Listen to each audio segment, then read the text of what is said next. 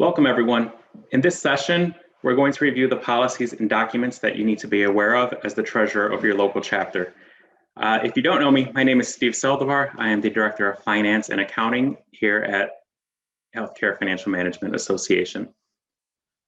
So the first two documents that we're going to chat about are going to be the record retention policy and the HFMA whistleblower policy.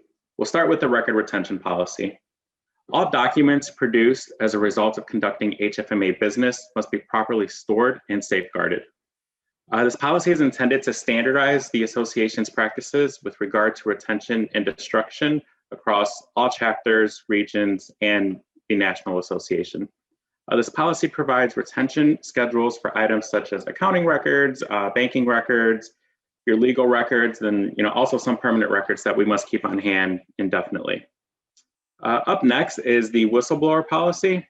No signature is required on either the record retention policy or the HFMA whistleblower policy. HFMA prides itself on adhering to federal, state, and local laws and regulations. Our code of ethics requires each member of HFMA to promote the highest standards of professional conduct. This policy addresses the appropriate actions to take if you become aware of any violations to any law or ethical violation. It is HFMA's policy that we will not retaliate or take action against any employee or volunteer who reports a violation in good faith.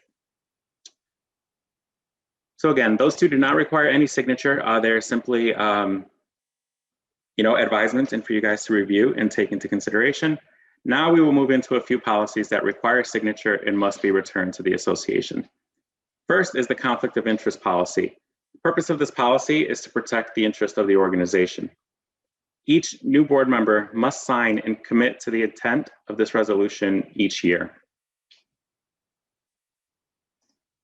Up next is our practice of operating policies. This one is to be signed by the offboarding treasurer.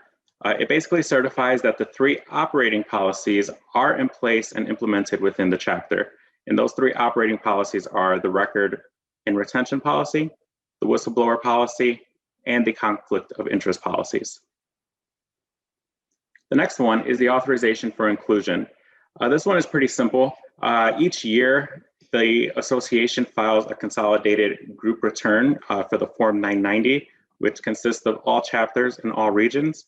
So this one is basically just you as a chapter leader providing us permission to include you in that HFMA Group 990 return.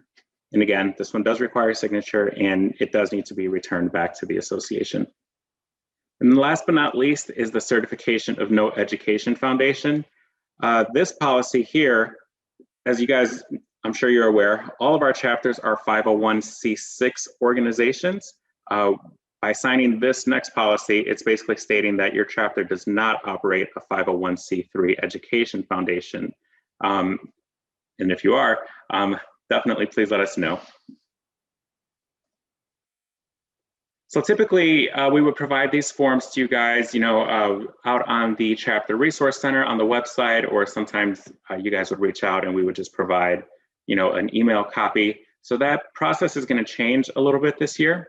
So the way we're going to collect signatures is going to be electronically via Cvent. So we'll go ahead and walk through that process now. So you'll be receiving an email link, and once you click on that link, it'll take you to this financial form review. The deadline is not correct here, so please just go ahead and ignore that. You'll click on the Start Review, and then if you haven't logged into Cvent or if you don't have an account, it'll ask you to create an account. You can do that by clicking down here at the bottom where it says Need to create an account, or if you already have user credentials, you can feel free to go ahead and just log in. So once you're able to access the form, you'll see here the first part is entering your information. You'll need to enter your first and last name, your email address, and then there will be a drop down with region numbers and then also chapter name. So that way we can identify which chapter and region you are submitting for. After clicking next, you will come to the actual review of the forms, and then there will be a place for you to sign digitally at the bottom. So what you'll be doing here is all of the forms are listed as a hyperlink. You can click on any one of those forms to download a copy so that you can review it.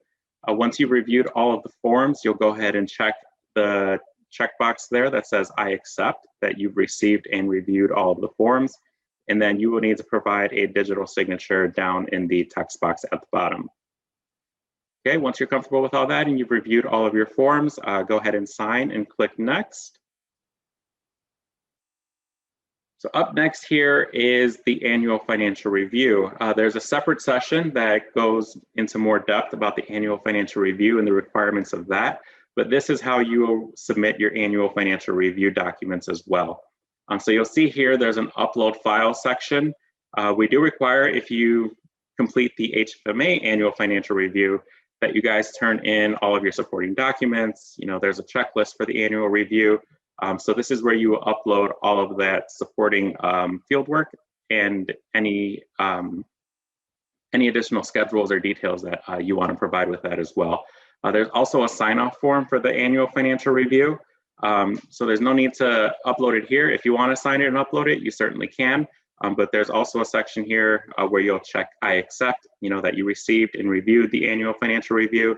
And then you will, again, need to provide digital signature down at the bottom. Okay, so then the last thing is the conflict of interest policy. So depending on if you're a new board member or not, there's an option here. You can either, I accept that I've received and reviewed the conflict of interest policy, or there's another radio button there that says this does not apply to me as I am not a new member. Please choose the one that is related to you. And again, you can click on that hyperlink and you can download the actual conflict of interest policy, review it. And then if you do need to accept and sign, you can click the top button there and there will be a section for you to provide digital signature once again. So then finally, you'll get a review of all of your information that you put in, all of your submissions. There's nothing here because I didn't actually do this one, but you'll get a list to review. And then once you're comfortable with reviewing, you can either go back to change anything, or you can click on the submit button to submit your final form. So you know you've submitted everything and everything's been received once you receive the confirmation email. So the email looks something like this, just confirming that your submission was received. And then you could also go back and track the status of it. There will be no need to really track anything. We will download these and keep these on file as we normally would each year.